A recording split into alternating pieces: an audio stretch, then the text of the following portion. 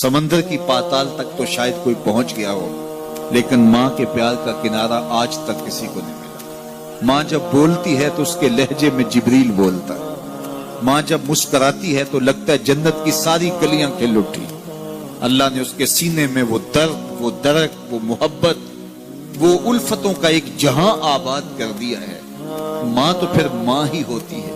उसके सीने में रखा हुआ प्यार तो एक अजीब कायनात है।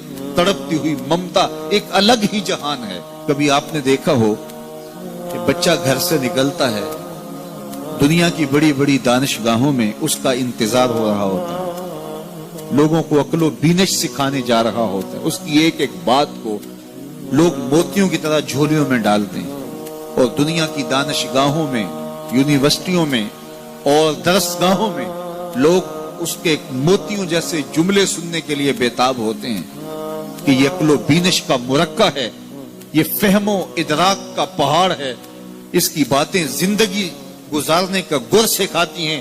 तो लोग सीखने के लिए जमा होते हैं, लेकिन वो शख्स जब घर से निकलता है तो माँ कितने भोले अंदाज में कहती है, पुत्र जरा सड़क ध्यान से अबूर करना।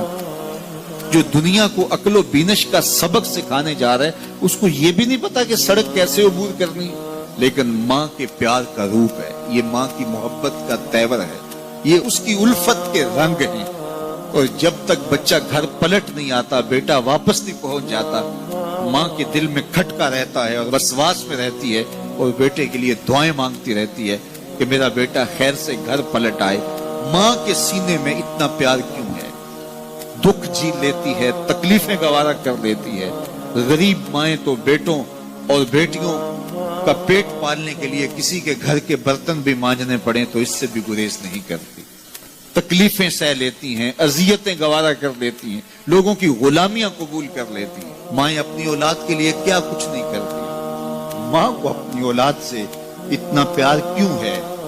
एक ही जवाब है, इसलिए कि माँ ने औलाद को जन्म दिया है। मेरे जुमले को दिल के कानों से सुनना, जिस माँ ने जन्म दिया है वो इतना प्यार करती है, तो जिस रब ने खलक किया है वो कितना प्यार करता है। जन्म देने वाली के प्यार का ठिकाना कोई नहीं, तो जो खलक करने वाला है उसके प्यार का अंदाजा कौन कर सकता है? तो माँ गवारा नहीं करती कि मेरा बेटा भूखा रहे, तकलीफ में रहे, बेटा भूख में तड़पे, तो माँ बेचैन हो जाती है। तो जो 70 माओं से ज्यादा प्यार करता है, उसने कैसे गवारा कर लिया कि मेरा बंदा भूखा रहे?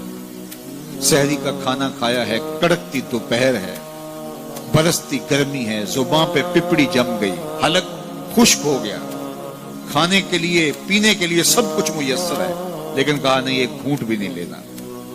वुजू करते भी एहतियात करना है, हलक से नीचे कोई कतरा उतर ना जाए, कुछ खाना भी नहीं।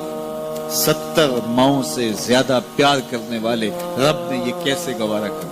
इस मसले को समझने के लिए फिर दोबारा माँ की आगोश में आना पड़ेगा। बेटा बीमार हो गया, माँ डॉक्टर के पास ले गई, उसने दवा तजवीज की, सिरप लिखा, वो कड़वा था, बेटा पीता नहीं। माँ ने जबरदस्ती उसको लटा लिया, उसका हलक खोला, मुंह खोला, उसमें कतरे सिरप के टपका रही है। बच्चा चीखता है, रोता है, लेकिन जूजू वो कतरे हलक से नीचे उतरते जाते हैं, माँ के चेहरे पे तमानियत आती जाती है। क्या माँ सफाक हो गई है? नहीं।